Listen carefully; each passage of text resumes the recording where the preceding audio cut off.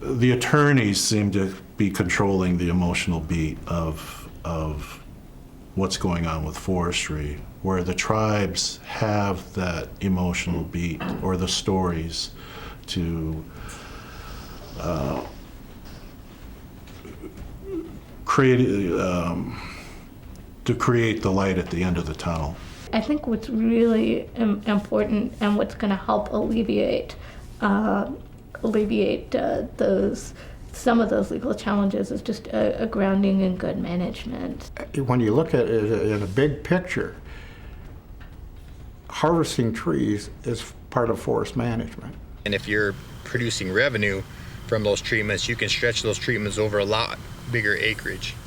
So again, federal land managers have a huge backlog of condition class 2 and 3 acres. So looking at timelines to get those acres caught up, if it's say 25 million acres in the national forest system, presumably that probably isn't going to sit there on the stump for the next 50 years, that you probably should be treating in the neighborhood of 500,000 to maybe 1 million acres a year, and maybe more in some places. You can't do that economically without generating some revenue off of the forest acres you are treating. I think you can work at managing a forest and still providing for the needs of the people and ensuring that you still have a healthy landscape. How do we survive in this bigger picture and maintain those things that we're responsible for? And I think it's the economy side of sustainability and having sustainable jobs, sustainable community, sustainable forestry. But it's also it's that part to make sure that you aren't damaging those things that you're supposed to be respectful of. And I think that's the balance part that you talk about. Well, I think tribes are different in the fact that they see themselves as part of the land. It's not something that we own, even though this is a reservation kind of set aside for tribes.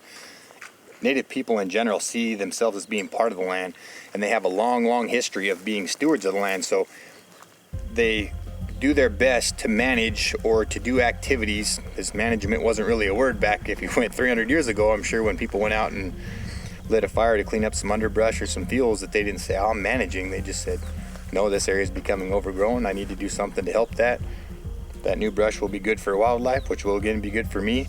And we're in a new era now. And whether you're industry or state or private or federal lands, we need to be talking with each other about what's working, what's not working, and how to maintain these communities and sustain these working forests.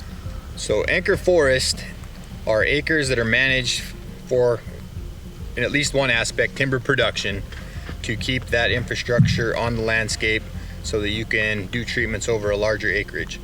So if you have, say the reservation as an example, is going to produce roughly 80 million board feet a year, which is going to supply, in our case, 3 different mills with wood products.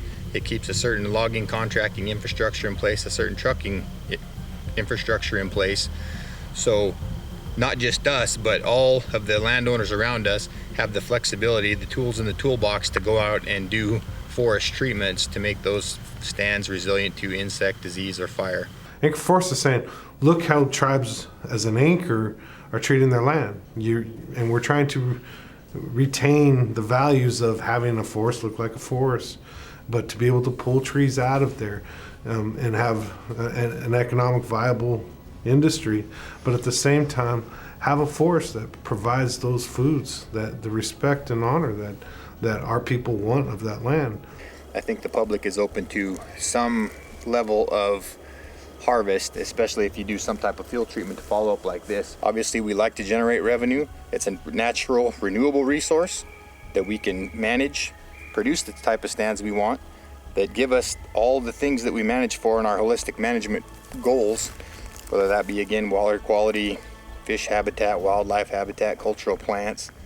And you can still have a forest that looks very natural to most folks that driving down here not knowing the management history would say, well, that looks great. Good thing they left that alone.